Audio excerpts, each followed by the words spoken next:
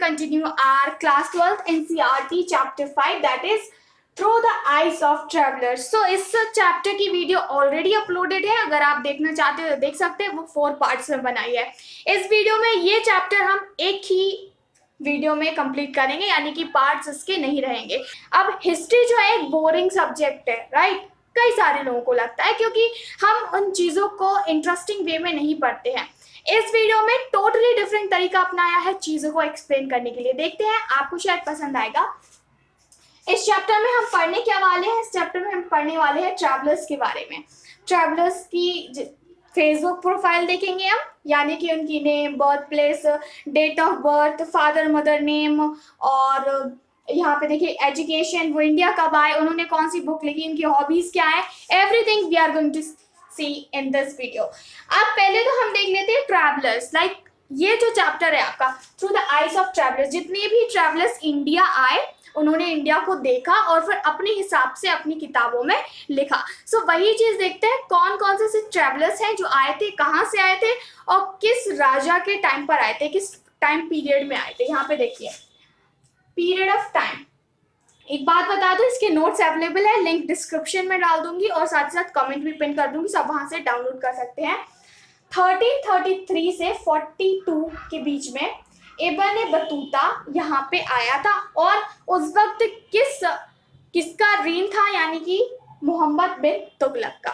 Next भी है 1442 से लेके 43 तक अब्दुल रज़ाक समरकंदी, जो कि ईरान का था, और देव राय सेकंड जो कि विजयनगर के राजा थे, उनके टाइम पे आया था।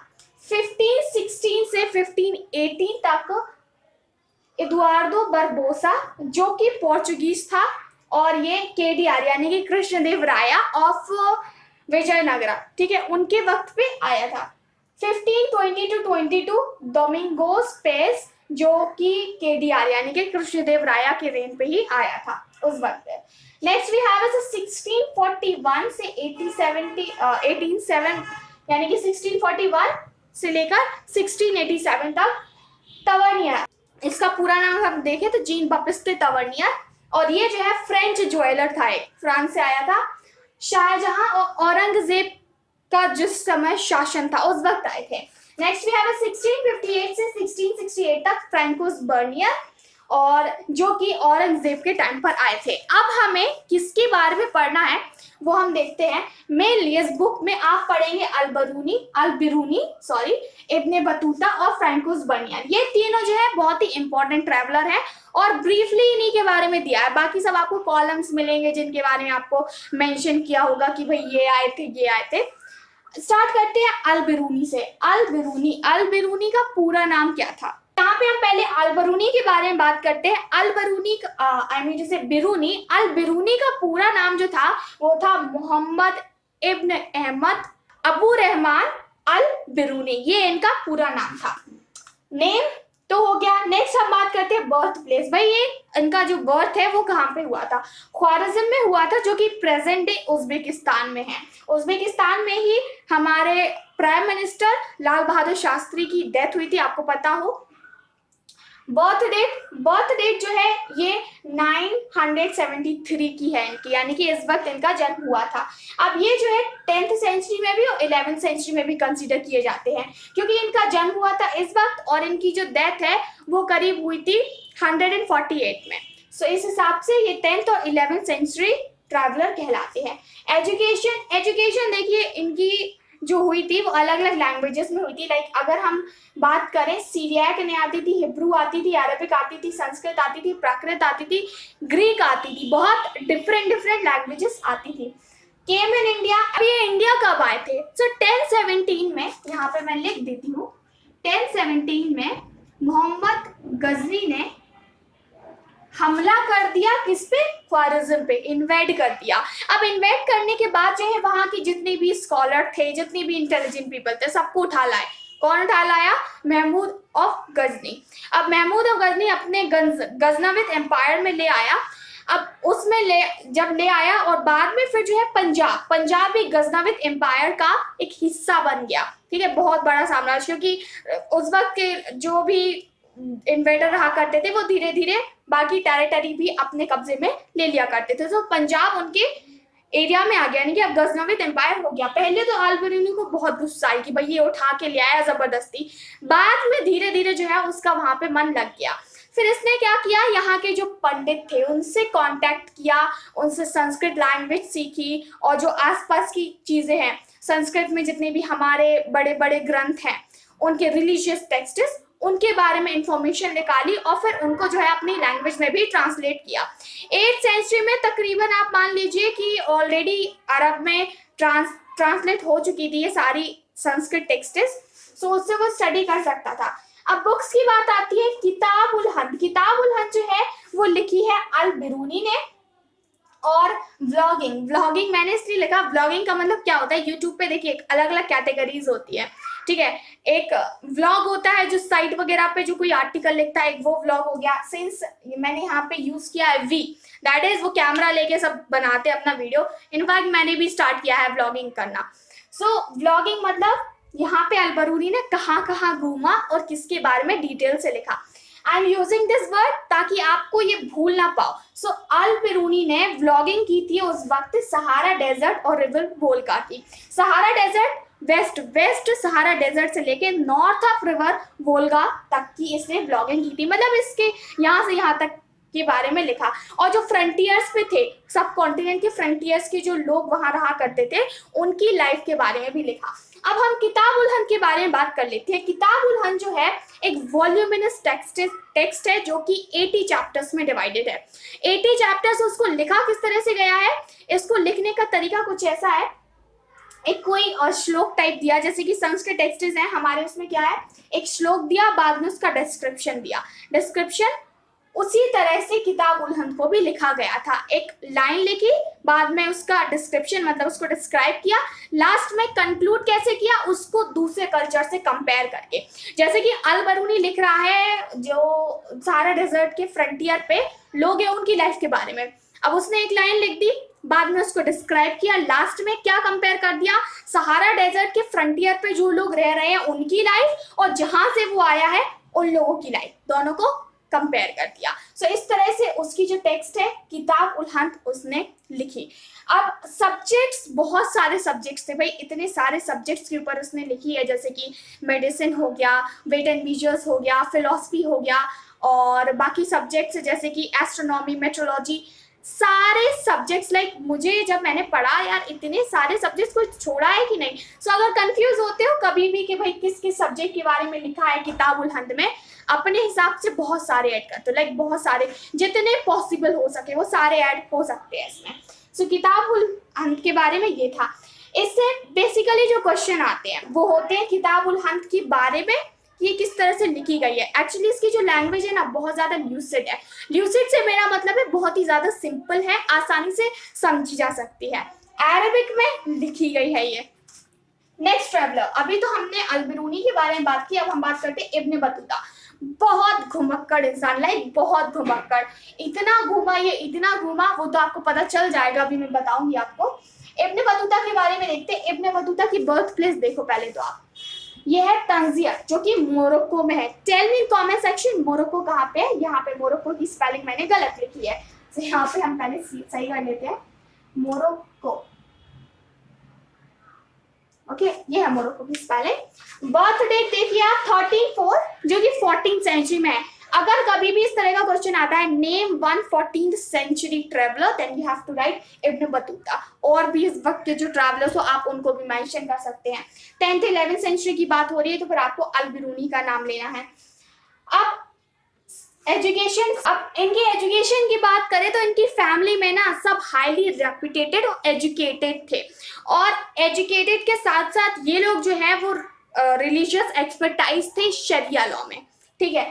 अब इनने अपनी एजुकेशन बहुत जल्दी खत्म कर ली थी, लाइक बहुत जल्दी खत्म कर ली थी, और इनका मानना था, इब्न बतूता को जो है ग्लोबल ट्रॉटलर कहा जाता है।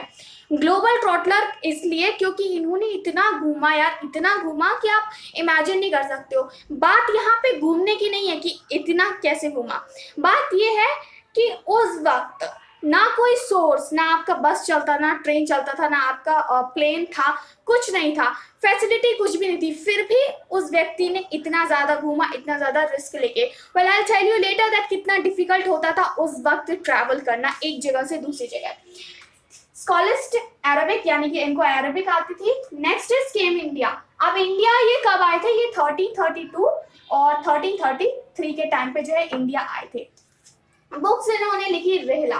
रेहला जो है इनकी किताब थी जो इन्होंने लिखी है, यानी कि इब्न बतूता ने। व्लॉगिंग, इन्होंने व्लॉगिंग कहाँ कहाँ की भाई, अगर मैंने सारी कंट्रीज लिख दी ना तो फिर ये प्लेस तो पूरी फिल हो जाएगी। चाइना, दिल्ली, सिंध, मुल्तान और दौलताबाद, ये सारी जगह जो है इनके बारे में इन्होंने लिखा। व्लॉगिंग से यहाँ पे मतलब समझ लीजिए, क्योंकि व्लॉगिंग मैंने आपको समझाने के लिए लिखा है। व्लॉगिंग अगर हम हटा दें, एक मीनिंगफुल वे में कहें तो कहाँ कहाँ के बारे में इन्होंने लिखा है और ट्रैवल कहाँ किया है, दैट्स इट, व्लॉगिंग को हटाकर। सो फनी वे में कि आपको याद हो जाए, इसलिए मैंने कहा।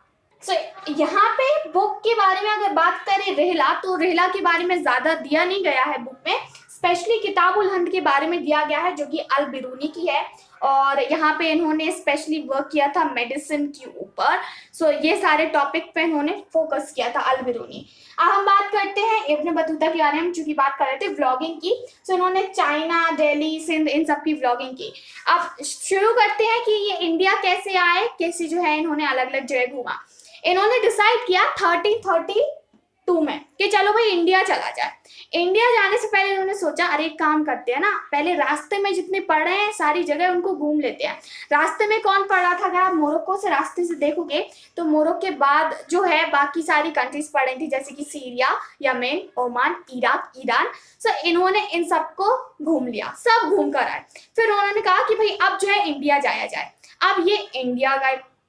इंडिया ये सिंपली नहीं है, इन्होंने जो है काफी ज्यादा सुना था किनकी, मोहम्मद बिन तुगलक के बारे में। जैसे कि यहाँ पे ना इब्न बतूता इन्हीं के रेंज में आए थे। सो इन्होंने काफी ज्यादा सुना था इनके बारे में।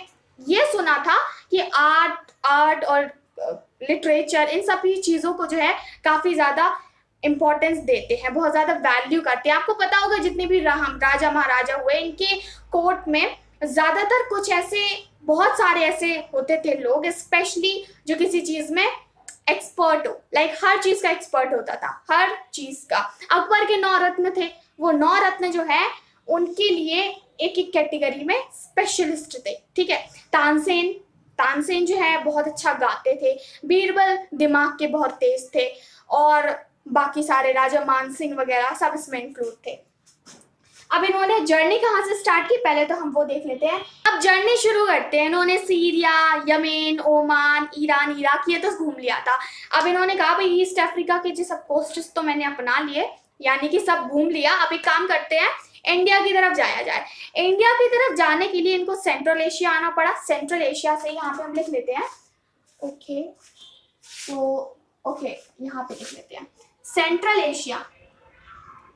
सेंट्रल एशिया आइए। सेंट्रल एशिया के बाद देखिए ऐसे एरो बनाइए आप, ताकि आपके लिए काफी ज्यादा आसान होगा समझना। सेंट्रल एशिया के बाद ये सिंध पहुंचे, सिंध, फिर ये दिल्ली पहुंचे। अब दिल्ली में गए, मोहम्मद बिन तुगलक से मिले, बहुत खुश हुए मोहम्मद बिन तुगलक, और ये भी काफी ज्यादा खुश हुए। अब मोहम्मद बिन तुगलक ने इनको, यानी कि इब्न बतूता को दिल्ली का काजी बना दिया। काजी बनाने के बाद क्या हुआ, कुछ टाइम पे ऐसी कंडीशन आई कि भाई किसी ने कहा मोहम्मद बिन तुगलक से कि ये तुम्हें धोखा दे रहा है, समथिंग एल्स, सब कुछ मिसअंडरस्टैंडिंग हो गई थी। मिसअंडरस्टैंडिंग की वजह से इनको भाई जेल में डाल दिया गया। किसको? इब्न बतूता को। बाद में जब मिसअंडरस्टैंडिंग क्लियर हो गई तो वापस निकाल दिया गया। फिर इनको ऑर्डर दिया गया, हम आपको as a ambassador Mongol ruler के पास भेज रहे हैं, जाओ। एम्बेसडर क्या होता है? Let me give you example. आपने यूपीएससी का एग्जाम दिया, यूपीएससी के एग्जाम से कई सारी जो है जॉब्स मिलती है, कई बड़े बड़े प्रेस्टिजियस जो है आपको पोस्ट्स मिलती है, जैसे कि IAS, second we have IFS, IRS, IPS, ये सारे हो गए। अब मैं आईएफएस की बात करूं, यानी कि इंडियन फॉरेन सर्विस, जो आउट ऑफ कंट्री जो एम्बेसीज रहती है, हर कंट्री की जो है हर जगह पे एम्बेसीज है, क्योंकि क्या रहता है वहाँ से वहाँ के जो रिलेशन है उनसे कांटेक्ट करने के लिए। जैसे कि इंडिया में जो है पाकिस्तानी एम्बेसी भी है दिल्ली में, यानी कि पाकिस्तान का कोई ऑफिसर यहाँ पे है और जो भी नेगोशिएशन होने होते हैं इंडिया और पाकिस्तान में, सो वो हेल्प करता है। सो इस तरह से जो है एम्बेसडर भी था, हर कोर्ट में जो है एम्बेसडर जाते थे। सो इब्न बतूता को ऑर्डर मिला कि भाई तुमको जो है चाइना जाना है, उन्होंने कहा ठीक है चले जाते हैं। भाई बहुत घूमने का शौक था। अब देखना कैसे जाते हैं ये चाइना सीधे नहीं जाते, बहुत घूम के जाते हैं। सबसे पहले ये पहुंचे मालाबार कोस्ट।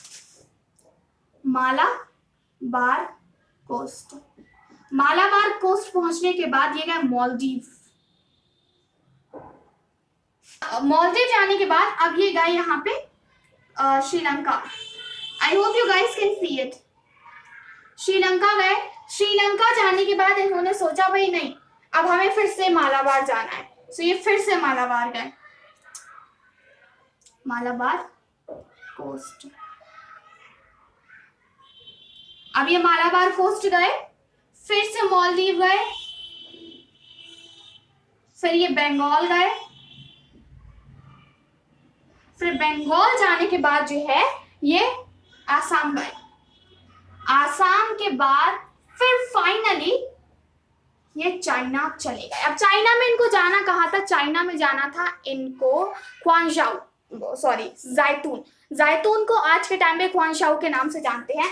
ये चाइनीज नेम थोड़े से डिफिकल्ट होते हैं और थोड़ा सा कॉम्प्लिकेटेड भी हो जाता है प्रोनाउंसिएशन।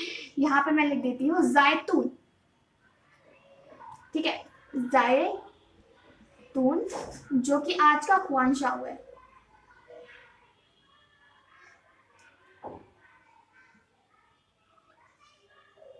और फिर ये वापस जाते हैं कहाँ पे? अपने घर पे वापस पहुंचते हैं ये 1347 में। 1347 में वापस अपने घर, क्योंकि इब्न बतूता एक ऐसा पर्सन था, बहुत घूमा लेकिन उसको घर ज्यादा पसंद था, तो वो वापस अपने घर ही गया। मैंने कुछ पॉइंट छोड़ दिए, जैसे कि अब ये मालदीव गया था, तो मालदीव जाते वक्त जो है वहां पे ये 18 मंथ्स के लिए एज अ काजी अपॉइंट कर दिया गया था। सो वहां पे 18 मंथ के लिए एज अ काजी रखा। सो बाद में गिरते पड़ते मुश्किल से ये 2-2.5 साल में चाइना पहुंच पाए। चाइना कैसे? जब मैंने कह दिया कि भी 18 महीने के लिए ये काजी रहा, तो 18 महीने यानी कि 1.5 साल तो आप यही समझ लीजिए। फिर बाद में ये सारी प्लेसेस को विजिट करने में लग गया। याद रखना, इस चार्ट के थ्रू करोगे डैम श्योर आपको काफी ज्यादा मदद करेगा, क्योंकि मैंने भी इसी तरीके से याद किया था। सेंट्रल एशिया, सिंध, दिल्ली, ये इंडिया आने का रास्ता था उसका। बाद में इंडिया से वो कैसे गया? Delhi, Malabar coast, Maldives, Sri Lanka, again Malabar coast, Maldives, next Bengal, then we have Assam और फिर चाइना। इस तरह से गया। अब जो इब्न बतूता की मुझे एक बात बहुत अच्छी लगी, इब्न बतूता का कहना था पढ़ाई से कोई ज्यादा सीख नहीं सकता, थ्योरी आप चाहें जितना भी रट लो। Right now you are watching this video, okay. So आपने अभी चैप्टर पढ़ा होगा, कई सारे लोगों ने, और पढ़ के कहा होगा यार कुछ समझ में ही नहीं आया, क्या हुआ ये। और अगर आप ये वीडियो देख रहे होगे तो आपको लग रहा होगा नो इट इज इजी, काफी सरल है ये।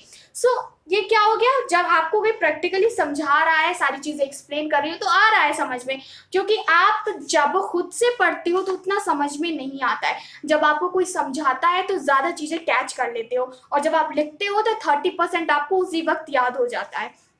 ये जो है एक रिपोर्ट के हिसाब से मैंने आपको बताया। इब्न बतूता के बारे में हमने पढ़ लिया कैसे क्या हुआ। Next we have Francois Bernier. अब ना पोर्चुगीज आए थे 1500 में, पोर्चुगीज इंडिया आए थे 1500 में। बाद में बहुत सारे लोग और आए। पोर्चुगीज 1500 में आए थे, जो ब्रिटिश थे वो 1600 में आए थे। फिर बाद में फ्रेंच, डच, स्पेनिश, बाकी सब आए। अब अलग अलग तरह के ट्रैवलर्स भी आए, जैसे कि जीन बपस्ते तावर्नियर, जो कि एक फ्रेंच ज्वेलर था। और हम बात करते हैं एदुआर्दे बरबोसा आया था, डोमिंगो पेज आए थे, ये सारे ट्रैवलर्स आए। अब इसमें हमें पढ़ना है फ्रैंकोस बर्नियर के बारे में। फ्रैंकोस बर्नियर जो है, इसका हम बर्थ देख लेते हैं पहले। तो बर्थ प्लेस जो है इनकी फ्रांस है, एग्जैक्ट यहाँ पे नहीं है। In fact I try to search in internet, तो मुझे नहीं मिला, तो नहीं लिखा। आप ढूंढ सकते हैं और मुझे भी कमेंट सेक्शन में बता सकते हैं। फ्रांस, ठीक है। बर्थ डेट अगर हम इनका देखेंगे तो 1620, 17th century. whenever we say that name one traveler of 17th century, then you have to say that Francois Bernier. You can also say Peter Mundy, और भी इसमें इंक्लूड है, अभी मैं आपको बताऊंगी. एजुकेशन इनके बारे में ज्यादा नहीं है. ये जो है एक ज्वेलर थे, फ्रेंच ज्वेलर थे, और बाय प्रोफेशन एक डॉक्टर थे. नहीं, एजुकेशन के बारे में बात करूं तो ये जो है प्रोफेशन से डॉक्टर थे, दैट्स इट. अभी हमें यहाँ पे ज्यादा, क्योंकि इसके बारे में इंफॉर्मेशन नहीं है. केम इंडिया ये कब आए थे वो हम चलिए देखेंगे. अभी यहाँ पे आप देख सकते हैं चार्ट में, फ्रैंकोस बर्निया 1658 में जो है इंडिया आए थे और 1668 में चले गए थे. करीब यहाँ पे रहे वो कुछ साल, हाँ 10 साल रहे यहाँ पे. अब इसके बाद इनने बुक कौन सी लिखी? Travels in the Mughal empire. Students एक मिस्टेक क्या करते हैं, जो उनकी आंखों के सामने हो वो तो कर लेते हैं, बट जो डिब्बे में हो वो नहीं करते. यानी कि अभी आपको ये, अगर मैं आपसे क्वेश्चन पूछूं name one book of Ibn Battuta, आप बता दोगे कि भाई इन्होंने कौन सी किताब लिखी है. अल बिरूनी के बारे में पूछूंगी तो भी आप बता दोगे, बट अगर मैंने फ्रैंकोस बर्निया के बारे में पूछा तो आप नहीं बता पाओगे, जस्ट बिकॉज इनकी जो बुक है वो आपको बॉक्स में दी हुई है. आप अपनी एनसीईआरटी हिस्ट्री चेक करना, उसमें जहां पे फ्रैंकोस बर्निया के बारे में दिया है, नेक्स्ट पेज पे एक बॉक्स में इनकी बुक भी दी गई है.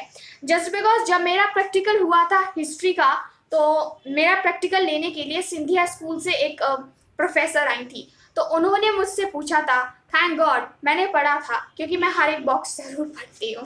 तो ट्रेवल्स वो क्योंकि कह रही थी कि स्टूडेंट्स ये मिस कर देते हैं, और ज़्यादातर स्टूडेंट से मैंने अभी भी जितने प्रैक्टिकल लिए वो नहीं दे पाए, वो आंसर ये नहीं दे पाए. सो आई सेड इट्स ओके, मुझे पता था. क्योंकि अब हम इसके बारे में क्या पढ़ेंगे कि इन्होंने किस तरह से कंपेयर किया एक वेस्ट कंट्री को और एक ईस्ट कंट्री को. ठीक है, ईस्ट कंट्री क्योंकि जो वेस्ट है उनके लिए जो इंडिया आया वो ईस्ट है, और हमारे लिए वो वेस्ट है. अब हम इसको इरेज करेंगे. इरेज करने से पहले फिर से आपको बता दूं, अल बिरूनी, इब्न बतूता, फ्रैंकोस बर्निया, 3 ट्रैवलर आए थे. इनका सारा भाई देख लीजिए आप क्या कैसा था, कौन सी लैंग्वेज इन्होंने लिखा, कौन सी लैंग्वेज में इन्होंने लिखा, और इन्होंने क्या किया. बुक्स के नेम मस्ट है, मस्ट याद रखना कि भाई कौन से जो है किताब किसने लिखी थी, व्लॉगिंग किसने कहाँ की थी, ये भी याद रखना.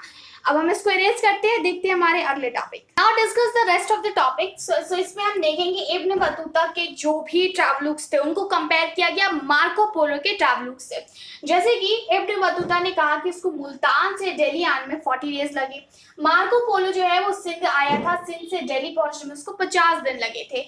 ऐसे ही दौलताबाद से दिल्ली के लिए 50 दिन लगे, ग्वालियर से दिल्ली के लिए करीब 10 दिन लगे. ये जो है कंपेयर किया गया है दोनों के ट्रैवलुक को. Now the next thing is, तीनों ट्रैवलर ने कुछ ऐसी सिचुएशंस हैं, कुछ बहुत सारी ऐसी चीजें हैं जिनके ऊपर जो रीडर्स है उनका ध्यान खींचा. First one is Al Biruni. Al Biruni के बारे में देखते हैं. अल बिरूनी ने हमें क्या सिखाया. अल बिरूनी का जो सबसे बड़ा चैलेंज था जब वो इंडिया आया था कि बैरियर टू अंडरस्टैंडिंग, लाइक अगर उसको किताब लिखनी है तो जो अंडरस्टैंडिंग है वो नहीं हो पा रही थी. सबसे पहला बैरियर क्या था, वो थी लैंग्वेज. संस्कृत टोटली डिफरेंट थी अरबिक और पर्शियन से. इसकी वजह से उसको जो टेक्स्ट्स हैं उनको ट्रांसलेट करने में काफ़ी ज़्यादा दिक्कत हुई. दूसरी थी beliefs and customs. Beliefs and customs भी जब लोगों के अलग अलग होते हैं तो प्रॉब्लम होती है. जैसे कि मेरा मानना है, मान लीजिए कि बिल्ली काटने से, अगर बिल्ली रास्ता काट जाए तो उससे तब तक नहीं जाओ जब तक कि कोई और नहीं गुजर जाए. और मान लो किसी देश में ये मानते हो कि बिल्ली रास्ता काट जाए वो शुभ होता है, तो ऐसे लोगों में क्या होगा, कॉन्फ्लिक्ट हो जाएगा. ये दोनों अपने बिलीफ के लिए लड़ने लगेंगे. सो यही जो है प्रॉब्लम होती थी बिलीफ्स की, प्रैक्टिसेस की. थर्ड बैरियर जो अल बिरूनी ने बताया वो है लोग. लोग जो है वो काफी ज्यादा डरे हुए, मतलब अपने बारे में ज्यादा बताते नहीं थे. उस टाइम पे अगर किसी के बारे में कुछ पूछो तो उनको लगता था, समझ में नहीं आता था कि भाई ये क्यों पूछना चाहते हैं. सो लोग अपने बारे में ज्यादा चीजें भी शेयर नहीं किया करते थे. सो 3 बैरियर आपको याद रखने हैं. यही पॉइंट अगर कोई भी क्वेश्चन आता है अल बिरूनी से रिलेटेड तो आप डाल सकते हैं. Barrier to understanding, first one is language, second beliefs वाला, बिलीफ्स और practices, and third was people. People जो है एक बैरियर थे उनके लिए. नेक्स्ट भी है कास्ट सिस्टम. अब कोई चीज जो है ऑलरेडी एग्जिस्ट करती हो, आपके लिए कोई बड़ी बात नहीं होगी. जैसे कि I would say that I have smartphone, तो आप कहोगे यार स्मार्टफोन तो मेरे पास भी है, इसमें नया क्या है। अगर वही स्मार्टफोन में आज से 200 साल पहले, मान लो 200 साल भी नहीं, करीब 50 साल पहले भी ले जाती हूँ, लोगों को दिखाती, देखो इससे इंटरनेट, कोई भी इंफॉर्मेशन चाहिए क्लिक करो मिल जाएगी, तो उस वक्त के लोगों के लिए ये आश्चर्य वाली बात होती। अब जहां से अल बिरूनी आया था वहां पे भी कास्ट सिस्टम ऑलरेडी एग्जिस्ट करता था। सो पर्शिया में एक्चुअली 4 कैटेगरीज थी। पहले पे प्रीस्ट और जो मंक होते हैं उनको रखा जाता था, सॉरी पहले पे रखा जाता किंग और नाइट को। Let me write here, kings and knights and knights. Next we have priestess and monk. Next we have lawyer. ठीक है, लॉयर हुआ, इसमें साइंटिस्ट्स इंक्लूड हो गए सारे साइंटिस्ट्स, ठीक है। Next, that is last category, and which is artisans and peasants. Artisans and peasants. So ये जो है ये 4 कैटेगरी थी। अब देखिए इंडिया में देखते हैं, इंडिया में ऑलरेडी कास्ट सिस्टम था।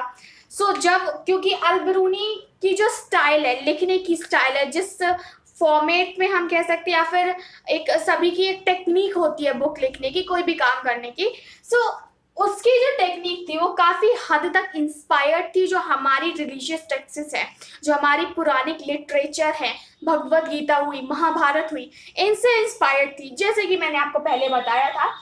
अब इसलिए कास्ट सिस्टम भी उसने लिखा है, बट एक नोशन जो ब्राह्मिकल टेक्स्ट्स देती है वो उसको बिल्कुल भी सपोर्ट नहीं करता था। जैसे कि उसने कहा कि भी हाँ कास्ट सिस्टम पर्शिया में भी था, यहाँ पे भी है, कोई बड़ी बात नहीं है, लेकिन हमारे क्या था, अनटचेबल्स को अलग रखा जाता था, उनको भाई देखना भी बेकार है, सब कुछ एकदम अलग कैटेगरी, उसको सोसाइटी से ही अलग कर दिया। सो इसीलिए अल बिरूनी ने इस चीज को जो है गलत बताया। अल बिरूनी के हिसाब से हर चीज इस वर्ल्ड में, इस यूनिवर्स में जो पॉल्यूटेड हो जाती है, कंटेमिनेटेड हो जाती है, पूरी कोशिश करती है अपने आप को एक फॉर्म में लाने की, एक होली फॉर्म में लाने की, ताकि वो एक पवित्र हो जाए, क्लीन हो जाए। जैसे कि सन का काम क्या रहता है, सन जो है जो एयर को क्लीन करता है, ठीक है। अब गंदी क्यों है एयर, तो फिर उसके लिए एक ऑप्शन भी तो है, क्या है, सन की रेज है, उसको वो क्लीन कर देंगी। बहुत सारी चीजें ऐसी है जिसमें इंक्लूड है। अब जैसे कि रूल्स बनाए जाते हैं फॉलो करने के लिए, और अगर टूट जाते हैं रूल्स, मान लीजिए किसी ने कोई नियम बनाया और वो उसने तोड़ दिया, तो फिर क्या होगा, दोबारा से नियम बनाए जाएंगे। इसका मतलब ये नहीं है कि अब कोई रूल्स नहीं बनाए जाएंगे। अल्टीमेटली मेरे कहने का मतलब ये है, कोई भी चीज जो कंटेमिनेटेड हो, पॉल्यूट हो इस वर्ल्ड में, इस यूनिवर्स में, वो पूरा कोशिश करती है कि वो अपने आप को क्लीन कर ले, वो अपने आप को फ्री कर ले इस चीज से। सो उसने इस आइडिया को एकदम डिक्लाइन किया।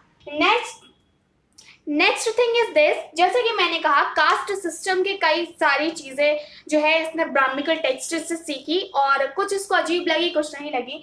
फॉर एग्जाम्पल एक कैटेगरी है अंतज्य। अंतज्य यानी कि ऐसे लोग, अंतज्या, तो ऐसे लोग जिनको कास्ट सिस्टम से अलग रखा जाता है। बट यहाँ पे एक एक्सेप्शन है, क्योंकि जितने टेक्स्ट्स में रूल्स रिजिड दिखते थे ना, उतने होते नहीं थे। कई सारे रूल्स ऐसे थे जो फ्लेक्सिबल थे, चेंज किया जा सकता था, लोग अपने हिसाब से इंटरप्रेट कर लिया करते थे।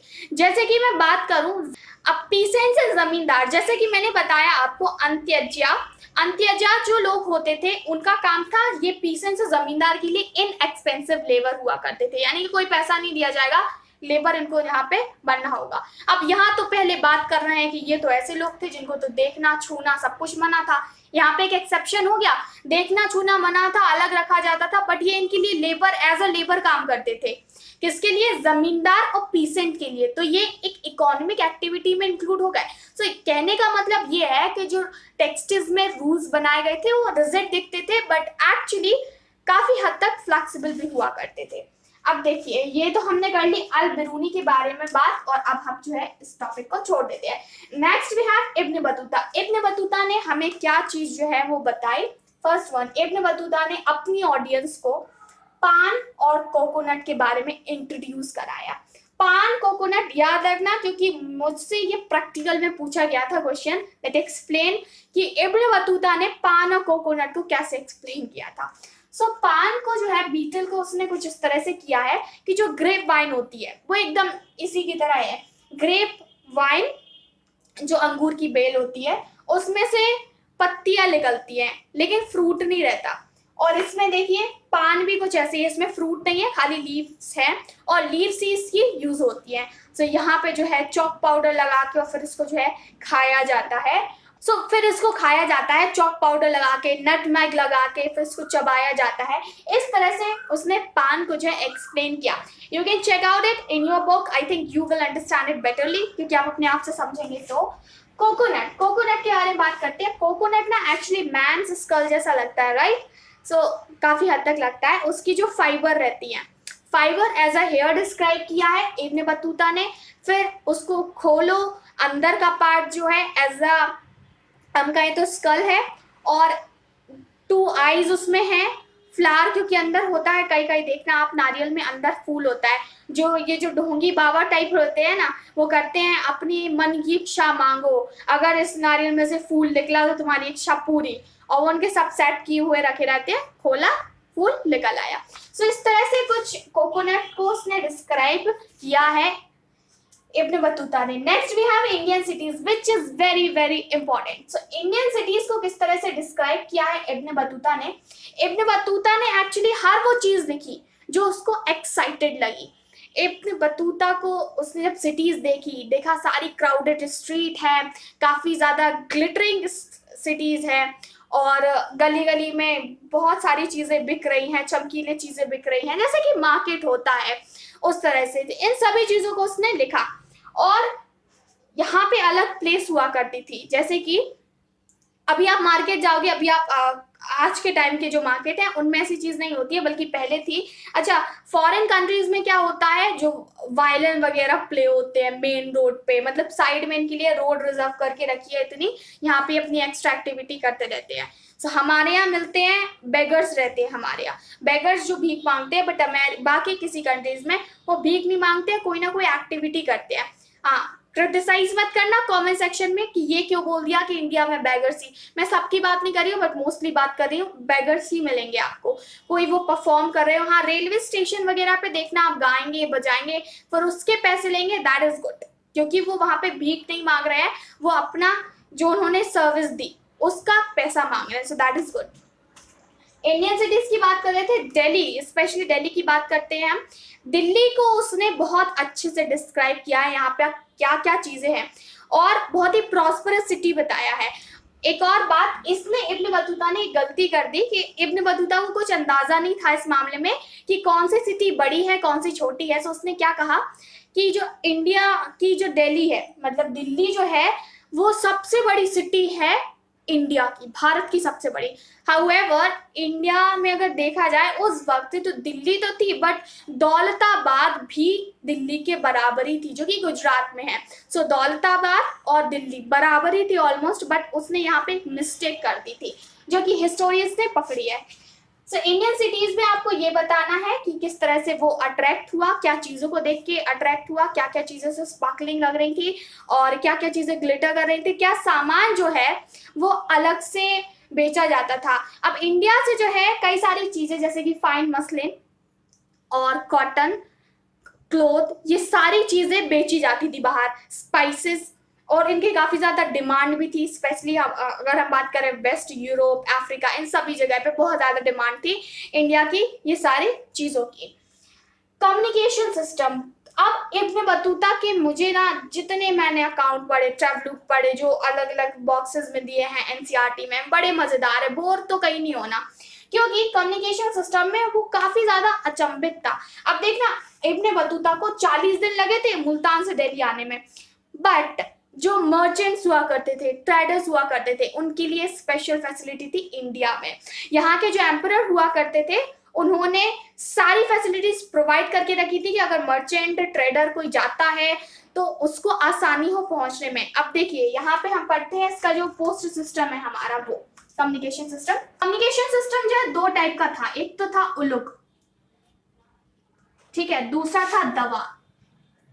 उलग था जो हॉर्स पोस्ट थे, हॉर्स पोस्ट। एंड जो ये था ये क्या होते हैं मैं आपको बताती हूँ। Foot post.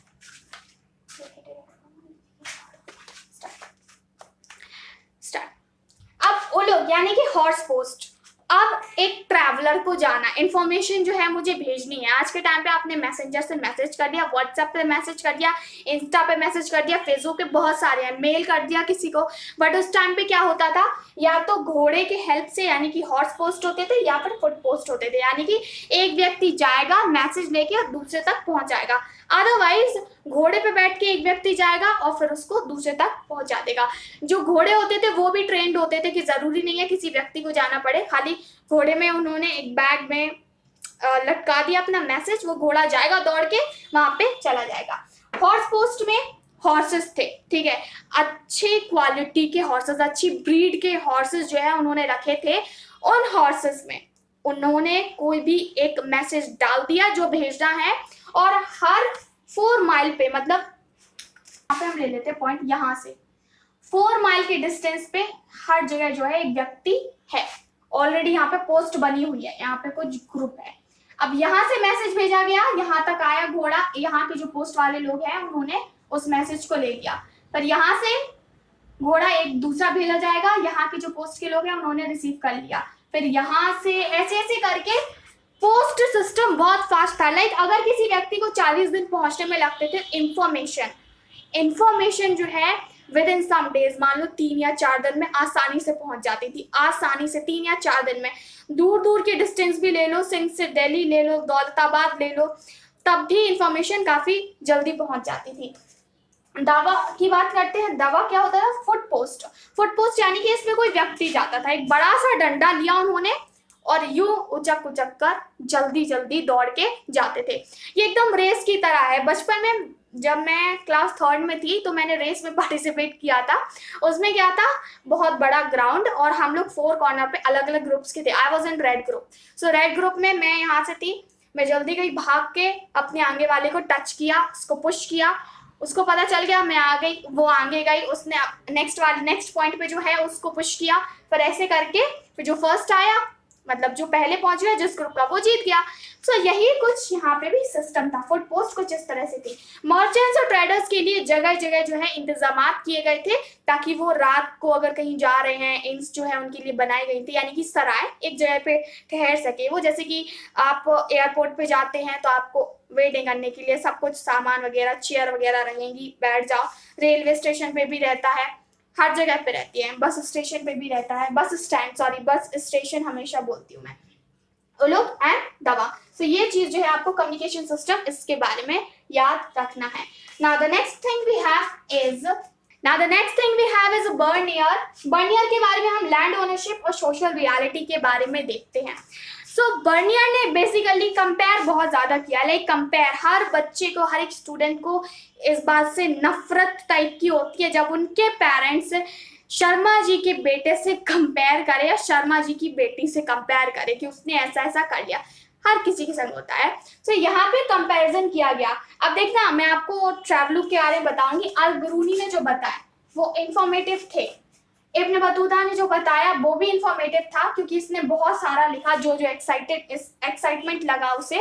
और जो बर्नियर ने लिखा वो एक समझदारी टाइप था। मतलब उसने जो इम्पोर्टेंट चीजें थी, जो ऐसी चीजें जो अल बिरूनी और इब्न बतूता नहीं देख पाए, उसने वो चीजें बताई। हम लैंड ओनरशिप की बात कर रहे हैं। पहले तो ईस्ट वेस्ट और ईस्ट वर्ल्ड और वेस्ट वर्ल्ड। ईस्ट वर्ल्ड से हमारा मतलब है इंडिया इस साइड का, वेस्ट वर्ल्ड से हमारा मतलब है यूरोप, जहां से ये आया था।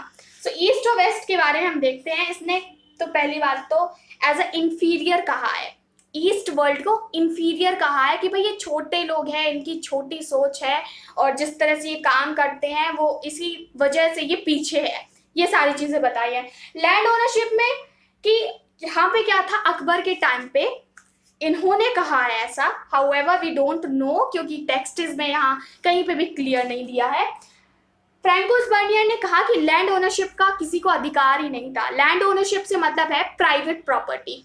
आपको पता होगा फंडामेंटल राइट में राइट टू प्रॉपर्टी इंक्लूड था, बट 1969 में इसको हटा दिया गया था फंडामेंटल राइट से। जस्ट अब लैंड ओनरशिप यहाँ पे क्या था, राजा की सारी जमीन होती थी, सारी जमीन। मान लो अकबर के टाइम पे जो भी इसका एम्परर है, जहां तक फैला एम्पायर है, जहां तक भी फैला है, सारी जमीन इसकी। अब अकबर क्या करेगा, ये अपने नोबल्स को बांट देगा, जिसको इसे देना हो। उसको लगता है कि नहीं भाई मुझे बीरबल को वो जमीन देनी है तो बीरबल को दे देगा, और उसको लगता है नहीं मुझे मानसिंह को देनी है, वो मानसिंह को दे देगा। उनको लगता है नहीं तानसेन को मुझे ये देनी है, तानसेन को दे देगा। अब बांट दी। जनता का क्या है, जनता की जमीन नहीं है, उसके पास तो है ही नहीं, क्योंकि प्राइवेट ओनरशिप का कॉन्सेप्ट ही नहीं था बर्नियर के हिसाब से। अब ये जो लैंड दे दी, अब क्या होगा, ये जो उसके नोबल्स है, ये चाह के भी इसमें लॉन्ग टर्म इन्वेस्टमेंट नहीं कर पाएंगे, क्योंकि क्या पता कब एम्पायर जो एम्परर है, अकबर है, उसका ट्रस्ट हट जाए इन लोगों से। ट्रस्ट से मेरा मतलब है कि भाई कभी भी ये जमीन ली जा सकती है, इनको तो गिफ्ट में दिया ना, मतलब कहा है कि भाई तुम रख लो अभी। अब राजा महाराजा का मूड बदले, उन्होंने ले लिया, तो इस तरह से उन्होंने वापस जमीन जो है अपने पास रखी, इसलिए लॉन्ग टर्म इन्वेस्टमेंट नहीं हो सका। अब जिनको दी, नोबल्स अपने बच्चों को ये इनहेरिट नहीं कर सकते हैं। सो ये प्रॉब्लम जो है वो इकोनॉमी को रिस्ट्रिक्ट करती है बढ़ने से, और जो मिडिल क्लास वाली सिचुएशन आती है ना, क्योंकि बर्नियर के हिसाब से इंडिया में या तो अमीर थे बहुत ज्यादा या बहुत ज्यादा गरीब थे। मिडिल मैन का कॉन्सेप्ट यहाँ पे नहीं था, यहाँ पे मिडिल क्लास थी ही नहीं अकॉर्डिंग टू बर्नियर। हाउएवर अगर देखेंगे अबुल फजल जो कि क्रॉनिकलर था, ऑफिशियल क्रॉनिकलर था अकबर का, उसने कहा है कि यहाँ पे ये जो हम लेते हैं, जो लैंड वाला कॉन्सेप्ट है, ये इसने देखें तो अबुल फजल जो कि ऑफिशियल क्रॉनिकलर था अकबर का, उसने जो है इस कॉन्सेप्ट को, ओनरशिप के कॉन्सेप्ट को रियूमनरेशन ऑफ सोवरेनिटी के नाम दिया है। रियूमनरेशन ऑफ सोवरेनिटी से मेरा मतलब है यानी कि लैंड तो जनता ही किया, हम खाली उनसे प्रोटेक्ट करने का, उसको आपके हम सिक्योरिटी दे रहे हैं ना, उसका टैक्स लेते हैं, दैट्स इट, हम और कुछ नहीं लेते। सो ये जो है उन्होंने टैक्स बताया है। हालांकि अगर आप जो अबुल फजल ने लिखी है आईने अकबरी, उसमें कहीं पे भी नहीं दिया गया है कि लैंड ओनरशिप थी, यानी कि राजा के पास, स्टेट के पास सारी की सारी लैंड हुआ करती थी, ऐसा वहां पे कहीं नहीं दिया गया है। अब कई सारे ऐसे आइडियाज हैं जो बर्नियर ने लिखे हैं, तो बहुत सारे फिलोसफर को इंस्पायर्ड किए, जैसे कि कार्ल मार्क्स, मोंटेस्क्यू, ये फ्रेंच फिलोसफर थे।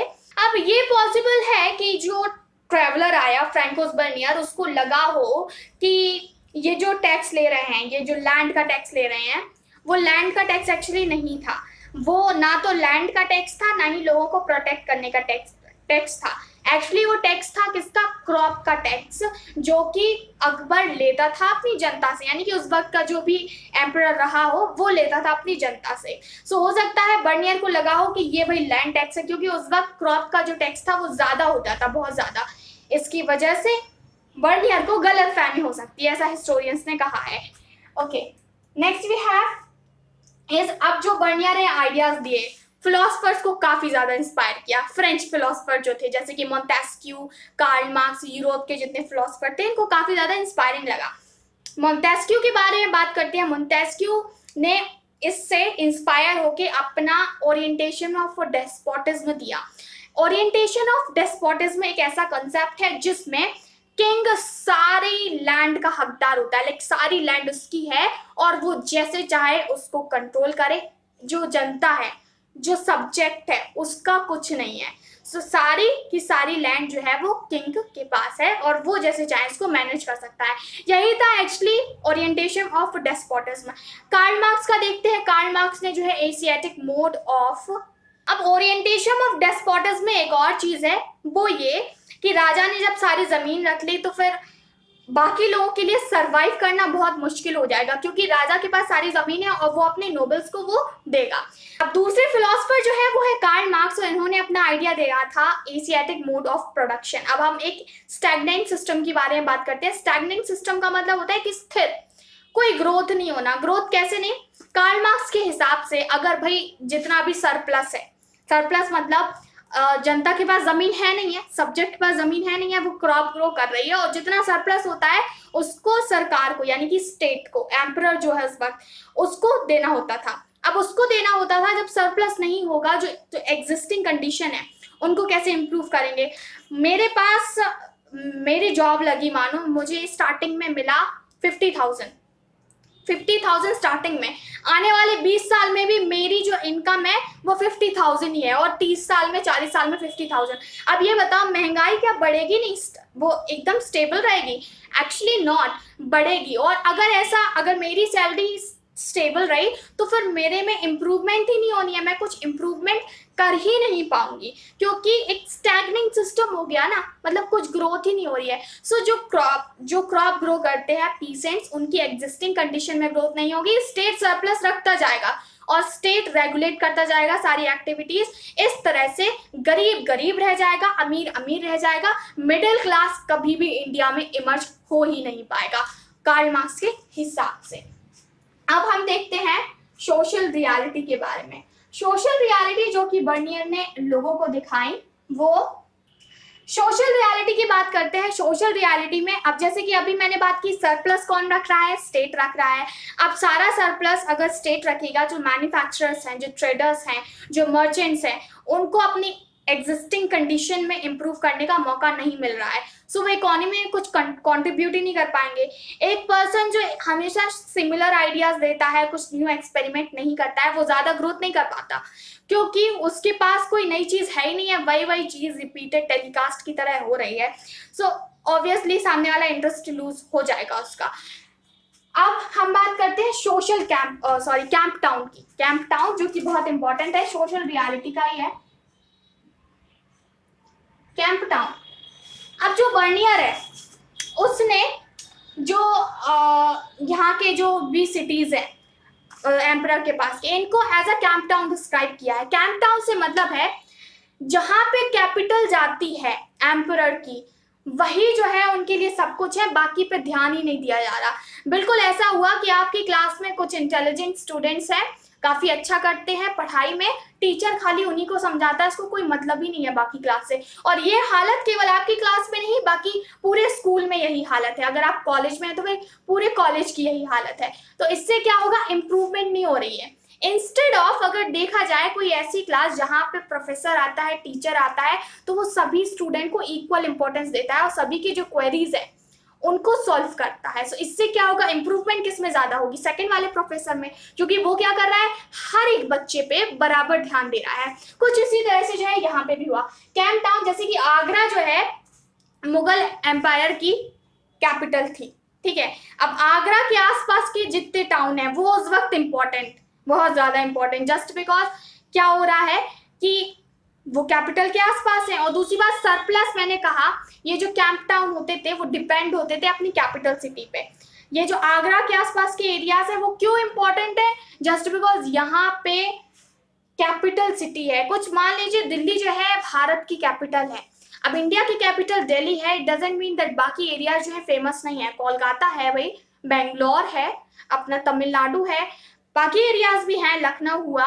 सो ये अब दिल्ली स्पेसिफिकली नहीं है ना कि भाई सब कुछ यही होता है, दिल्ली के अलावा बाकी रेस्ट ऑफ द अगर आप देख लेंगे कंट्री तो उसकी कोई वैल्यू नहीं है, नहीं ऐसा कुछ नहीं है, बल्कि यहाँ ऐसा होता था। क्योंकि सरप्लस जो होता था वो स्टेट के पास जाता था, और स्टेट के पास सरप्लस गया तो एग्जिस्टिंग कंडीशन में आसपास के जो छोटे छोटे टाउन्स है वो इम्प्रूव नहीं कर पाए अपने आप को। तो इस मामले को, इस चीज को, इस टॉपिक को बर्नियर ने बहुत ही अच्छे तरीके से डिस्क्राइब किया है कि क्यों जो है यहाँ पे इकोनॉमी स्टेबल है, क्यों जो है यहाँ के लोग पॉल्यूटेड है। उसने क्लियरली बताया है पॉल्यूटेड, जस्ट बिकॉज इन लोगों को तरीका ही नहीं पता है कि चीजें किस तरह से की जाए। So continuously what he did, he just compared, उसने बार बार जो है कंपेयर किया है ईस्ट वर्ल्ड को वेस्ट वर्ल्ड से, यूरोप को इंडिया से, और अल्टीमेटली रिजल्ट क्या आया कि जो वेस्टर्न वर्ल्ड है वो बेस्ट है, ये रिजल्ट आया। अब let me tell you one thing that mahajans is equals to merchant, और यहां पे देखते हैं हम chief, sorry, okay, chiefs state. So Ahmedabad में क्या था, मर्चेंट जो थे, आपको पता होगा अहमदाबाद यानी कि गुजरात जो है हमेशा से व्यापारियों की जगह रही है, यहाँ पे व्यापार शुरू से बहुत ज्यादा होता था। तो यहाँ पे मर्चेंट्स की जो है स्ट्रॉन्ग कम्युनिटी होती थी, बहुत ही मजबूत केन होता था इनका।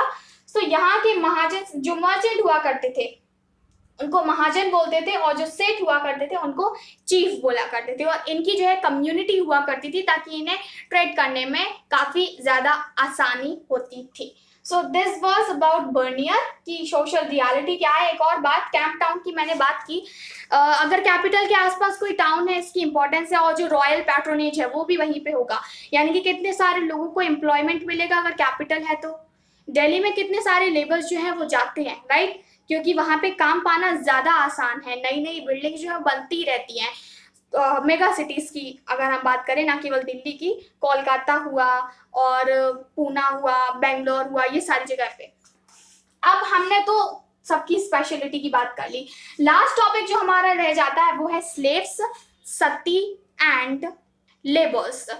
सो इनके बारे में हम बात करते हैं, स्टार्ट करते हैं अल-बिरूनी से। अल-बिरूनी जब आया था, सॉरी इब्न बतूता की बात करते हैं, इब्न बतूता जब आया था, अब इब्न बतूता क्या जब दिल्ली आया था वो मोहम्मद बिन तुगलक के पास, उससे पहले वो मुल्तान के गवर्नर के पास गया था, जो कि इन्हीं के गवर्नर थे। तो उनके पास गया और कुछ गिफ्ट्स दिए उन्हें, कुछ आमंड्स दी, स्वीट्स, मतलब इसमें मेवे ड्राई फ्रूट्स इंक्लूड हैं, इसमें हम कहें तो लेबर्स इंक्लूड हैं, इसमें स्लेव्स इंक्लूड हैं।